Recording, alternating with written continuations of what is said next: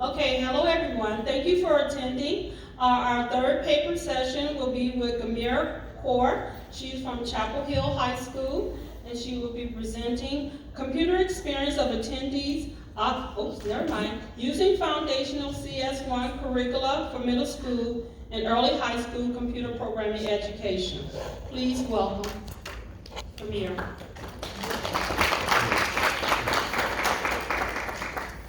Hi everyone, my name is Gurmeher Kaur and I'm from Chapel Hill High School. And this work is in collaboration with Professor Chris Jordan and Professor Jaslene Kaur from the University of North Carolina at Chapel Hill. So what I'm going to talk about today is our experience in teaching CS1 level curricula to middle and early high school students.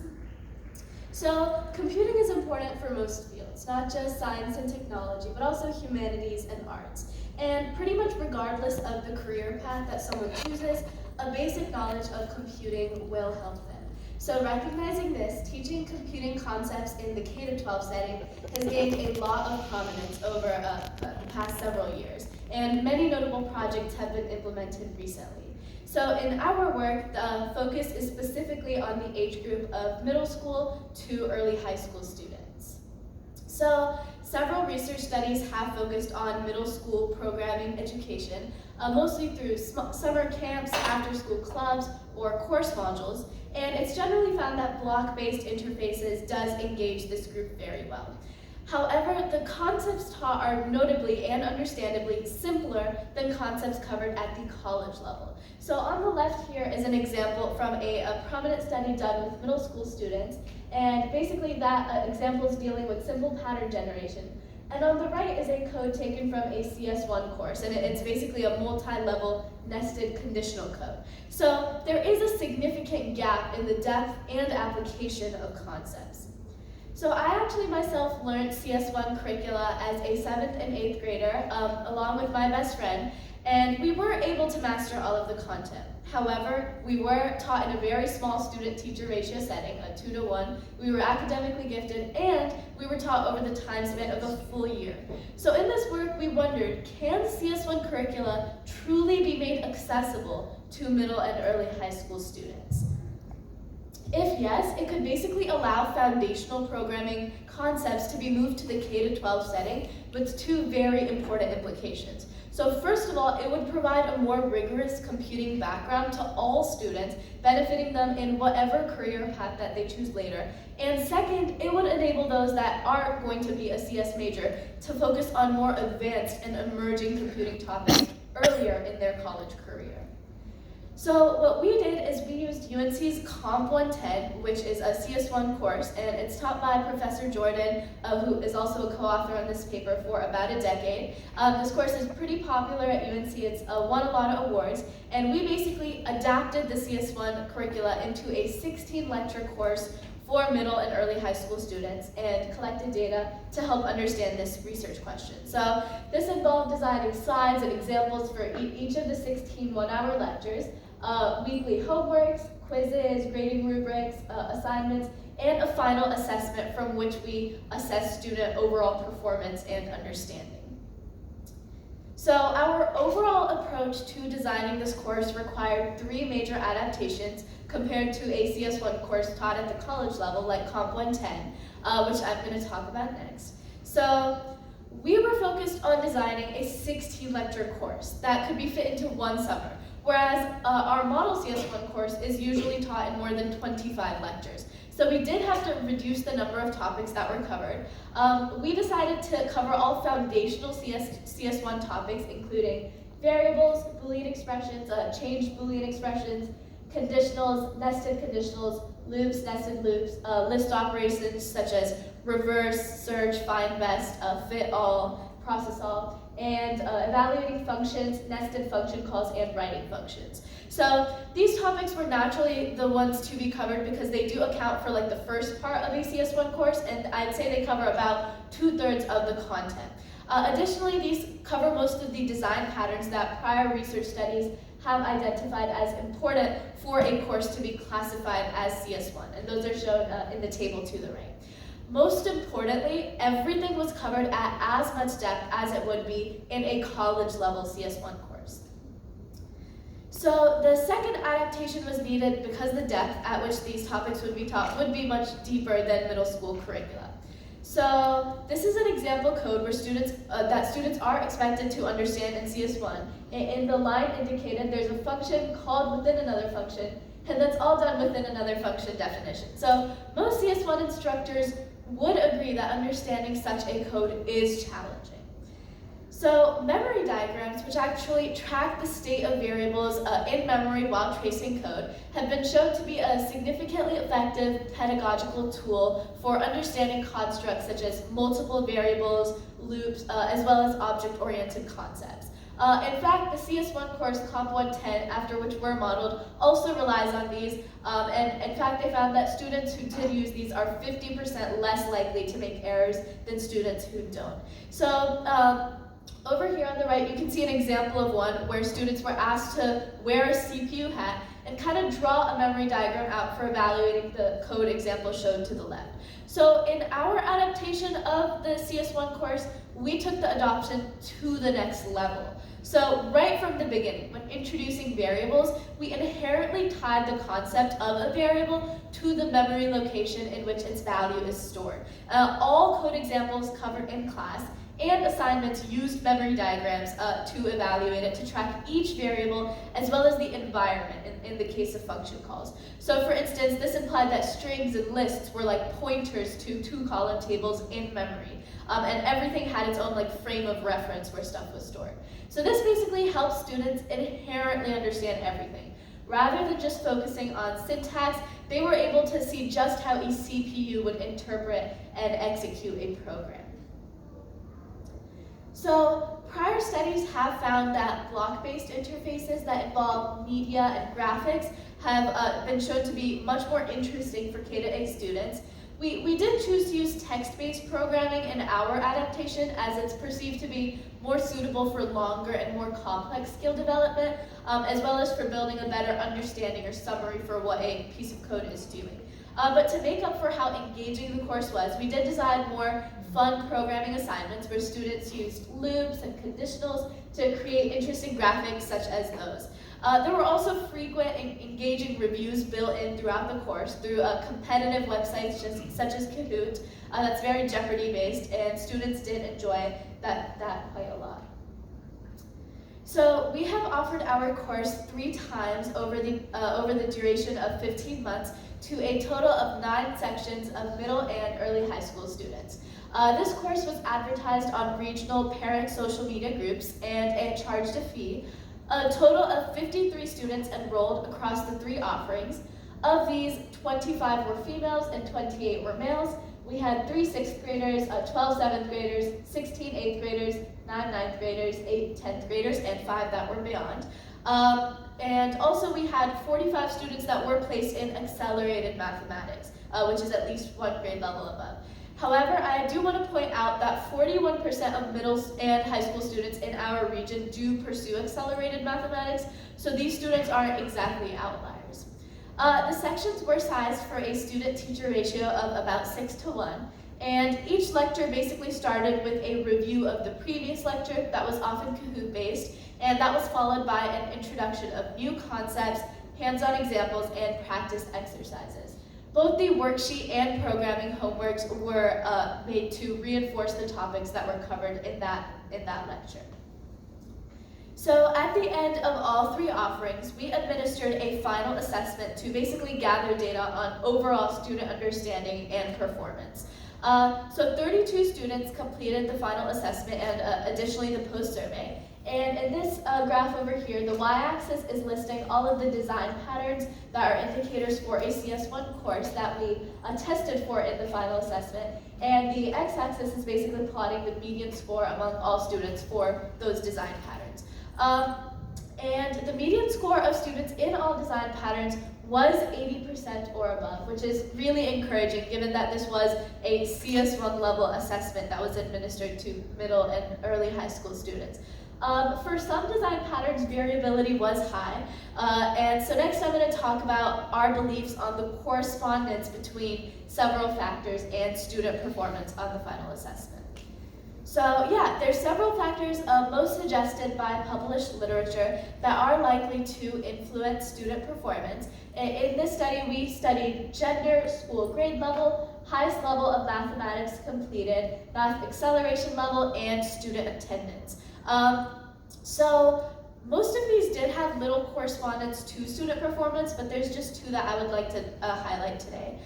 The biggest impact, I would say, was that of student absences during lectures. So consistently after 4 classes, the more live classes that a student missed, the worse they performed on the final assessment, even though lecture recordings and all examples were made available. So yeah, here basically you can see the x-axis is plotting the number of live classes missed, and you can see the corresponding overall performance on the final assessment. Gender was also quite interesting. So in fact, nearly half of the students who enrolled in our course were female. And as you can see in this course, female students did perform better than male students in our course. The 75th percentile score across males was actually just the same as the 25th percentile score for females. And this is really cool given the gender disparity in computer science. And this observation does seem to agree with recent findings that girls do get better grades than boys, even in STEM subjects.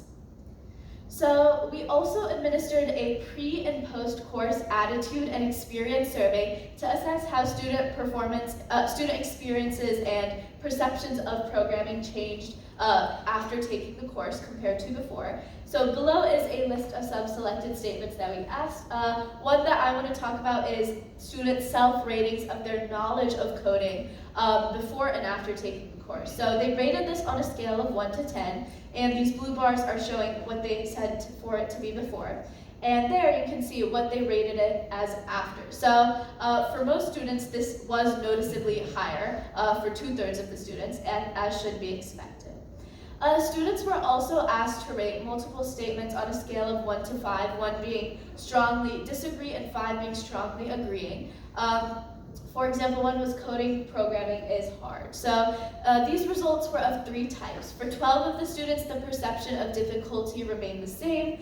For 12 students, it reduced, sometimes significantly, and for 6 students, it increased. For the statement, I know more coding than my friends, this increased for 26 students and remained the same for 6 students. Another one was the median difficulty level of topics. That was rated by students from 1 through 5, and it was perceived to be between 2 and 3 for all topics. So this was only asked after the course. So overall, the attitude survey does show that students became more confident about their knowledge of programming. Student comments in the post-survey also reflected that they really did enjoy the Kahoot-based reviews and enjoyed writing programs using the Python Turtle library. Students also self-reported that they did not receive help from family members, and it also asked about future plans in continuing with programming. 24 students reported likely to continue programming through courses or self-practice at least over the next year, and 8 students were unsure about their future plans, and all 8 were middle school students. So despite the encouraging results discussed so far, it is to be noted that 21 students did not complete the course final assessment. So about 1/3 of these did actually come quite close to it, they just did not attempt the final test. And this is likely because our course enrollment was on a voluntary extracurricular basis and not part of any sort of school curriculum required or elective. And there weren't really any grades at stake, so we had to rely on students to be motivated enough to complete this whole course. So we wanted to understand what types of students are more likely to be motivated enough to complete this course. So finally, we studied the impact of different factors to the course completion or final assessment completion rate. So again, I'm just going to talk about a few. First is absences. So it's plotted on the x-axis, and the percentage of students who completed the course in that group is on the y-axis. And we see clearly that more absences does correspond with a higher chance of dropping out. And this one is actually plotting the math acceleration level, which means whether a student is doing math at their grade level or they're accelerated doing it 1 grade level above, or a double accelerated doing math at 2 grade levels above. So we again notice that students with a higher math acceleration level do seem to be more motivated towards finishing the course and not leaving the final assessment incomplete. I'll again point out that in our region, more than 40% of students do take math at least one grade level above. So these students are representative of at least the top half achieving students. So we're highly encouraged by our experience with teaching CS1 content to middle and high school students in over 3 course offerings. So based on observing in-class interactions as well as through student testimonials, we do believe that the consistent use of memory diagrams as well as engaging Kahoot-based reviews helps with student understanding, engagement, and success. So I'm now just going to take the time to discuss like a few points. So first, is online instruction even suitable for teaching such a course? So our course was offered online over Zoom due to pandemic-related proximity concerns. Subsequently, we actually got even larger enrollments than initially expected because an online remote class worked for students who had really tight schedules or occasional travel plans or who lived in distant locations. However, some students did have some difficulty maintaining focus in an online class and would even often turn their cameras off despite frequent reminders. So an in-person class may work better for keeping the focus of such students. Also, for allowing good in-class interactions over Zoom, our sections were limited to small sizes. In-person teaching could handle much larger sections.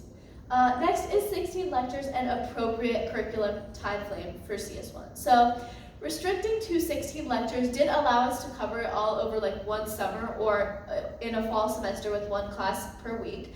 However, due to less number of lectures than a CS1 course, later topics could not be covered. So given a choice, it may be more reasonable to pace it out over a full year, which allows the covering of all CS1 topics with less new content and more practice problems, assignments, and projects built in throughout the course. So enrollment in our course was voluntary. Students who enrolled were likely to be interested in the topic or had family support and had the means to enroll in and attend the online course. So hence our work doesn't exactly help understand if all middle school students can learn CS1 level concepts, but given that students across so many diverse grade levels, math knowledges, and acceleration levels, as well as gender, were successful in our course, we still believe our findings are quite encouraging. Since assignments, surveys, and assessments were voluntary, some students did not complete the final assessment, so offering such a course in a regular school setting, perhaps even as an elective, would help address this. Furthermore, a school setting would cater to an even larger student population and more diversity, and it would also give the opportunity to conduct more controlled experimental studies that help understand how different factors affect student performance rather than just correlate with it. So in future directions, we plan to pursue each of these extensions by advocating for this in our regional school districts. Overall, we really just hope our findings encourage educators to adopt and teach such sort of curricula in middle and early high school classrooms. And also in the long term, we believe that it's worth investigating whether, in addition to just CS1, can CS2 and Data Science 1 also be moved to the K-12 setting? Because if found viable, the implications would be transformational. Programming and data analysis are important skills in so many different career paths, and even when they don't involve a CS major, and a more rigorous computing background can enable CS majors to engage in much more advanced education early in their college career. We basically envision a future where foundational topics are taught, CS topics are taught as widely and rigorously in K-12 like other subjects like mathematics. Like someone so wonderfully worded it yesterday, it would be insane for math professors to teach addition and subtraction in college. So we need to really expect the same rigor for K-12 in computing. This work is a small step in that direction. Thank you so much. Here's a QR code that basically links testimonials, and on the right is another QR code that will take you to the Model CS1 course. Yeah, I can take questions now.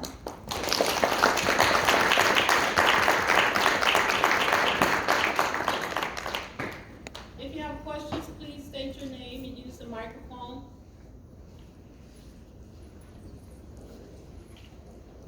Could you hear me okay? If you have questions, please use that microphone and state your name. Yeah, I just want to say that this is such an amazing work, and yeah, I want to congratulate you on like doing this in high school. I hope that you continue working on this in college and in the future.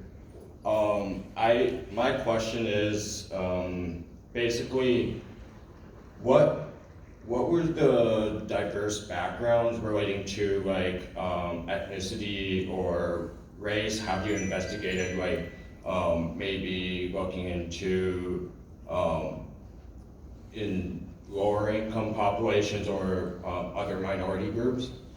So race wasn't exactly one of the factors we studied, but we did have students from many different types of backgrounds. We did have multiple students from underrepresented minorities. We also had a student with hearing disabilities, and we made accommodations for that sort of stuff. So in the future, we're hoping to kind of take this in a school setting where it'll be easier to study actual diversity. Here, it wasn't very effective. We also had a pretty small data set, so it wasn't really feasible to study. But yeah.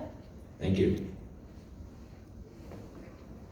Hi, my name's Elizabeth. Thanks so much for presenting this today. My question is around just kind of the general concept that you're talking about of moving this sort of material and putting it here. So I was looking at what the list of things that they were studying it, and a lot of those things are in the middle and early high school standards. You're in North Carolina, so I think it's probably similar, most of the rest of the country. And I was wondering if, number one, if you had kind of looked at, okay, what's in the middle and high school standards for computer science that is not in here, and like, should we also be teaching that, and sort of what's in here that's not in the standards? So that was sort of my question around the contextual of how something like this would work. And then related to that, if we are pulling these things into middle and high school, that means we're going to have less time for other things potentially. And just where you saw this idea fitting into the context of, number one, what we're already kind of expecting kids to learn in computer science, and then what else, sort of the limited resources situation of moving things into the secondary curriculum. So yeah, I definitely agree that some of the stuff that's taught in CS1 is already in middle school curriculum. I feel like my main idea is just everything should be moved a little bit earlier. So we can start with what we're doing in upper elementary and even lower elementary. And sorry, could you repeat the second part of your question about resources? Yeah, that when so for example, if we're moving things into early elementary, because they have limited time in early elementary, one of the challenges we have in getting even the current standards into early elementary is that they're saying, no, we need that time to teach the kids how to read, or we need that time for other things. So kind of how you see the school community dealing with this limited resource of time. Just instructional time, before we even get into teacher PD, just the instructional time problem. Honestly, that's a really good question. So I think, I haven't thought so far about that, but I think integrating it into what's already there is really important. So bringing it into math, because computer science and math are really similar, and there's so many similarities between CS topics and other subjects that there are definitely ways to bring it in. For creating more time, I'm not really sure about that. But I feel like my work is really just a small step in that direction. In the long term, it would be obviously amazing for it to be taught as another subject like mathematics. But firstly, even offering it as like an elective or an option for students would be a great step to take. Thank you. Yeah. Saul Boucher, high school CS teacher. Wonderful talk, and thank you for modeling by example on pushing things earlier. This is like graduate school level work that you're doing here. I was wondering whether, so I like how you broke down people's math achievement by performance relative to grade level, but I was wondering whether you also had like sort of their absolute position, because particularly given the wide range of students, like do you have a sense of how many of them hadn't taken or hadn't completed Algebra 1, and whether there was a relationship between that and whether they successfully completed the program or their performance? That's a great question. We actually do. So on this slide, I didn't include it, but the top right graph is showing kind of that. So there wasn't really a distinct correlation between math level. There was a bit of a dip at Math 1, which is Algebra 1. Not really sure why, but everything else remained relatively consistent. So this basically shows that, yes, there are studies that talk about how Algebra 1 is important, but we have things like quadratic equations covered in 8th grade. So I feel like such rigorous topics can be taught even regardless of math level. But yeah, that's basically our findings on that. Hi, David Chkowski, high school teacher in upstate New York. I really appreciate the presentation and your idea of showing that we can teach this at younger ages. I have a couple questions that were reflective of some of the earlier talks in this session. First off is, do you envision that the recruitment process for who participate in this might affect your outcomes? And you hit on that just a little bit. And the other piece was the presentation. Who was facilitating this and how that might have an effect on your outcomes? Could you speak a little bit as to what that looked like? You talked about lectures and homework assignments. This was a summer course, so if you could speak to that and how that might have affected your outcomes. Yes, of course. So I think the first part of your question was, did the fact that like students enrolled in this course almost voluntarily affect student outcomes? So yes, that definitely could have affected it. Students who enrolled in this probably had family support, had time to do this, had a computer and Wi-Fi available. So again, offering in a real school setting would help indicate the differences among that. And I think you also asked, yeah, I'm a high school student. I did teach this course. Did that change anything in this course? So unlike typical research projects where they're usually like led by faculty and then a grad student works with this, I feel like the genesis of this work was mostly my idea. So I had benefited from learning CS skills. I've done research in other fields and stuff like that. So I really just wanted to kind of share this with my peers. That's why I reached out to Professor Jordan, and he helped me with designing the surveys and stuff like that, and Professor Kaur monitored all student performance. So that's basically the reason I did teach this course. But overall, I'm not sure if it would be much different if a faculty member taught this course, because everything was monitored. All of the material was taken from Comp 110. So I'm not sure how big of a difference that would make. Yeah, thank you. Okay, thank you so much. That was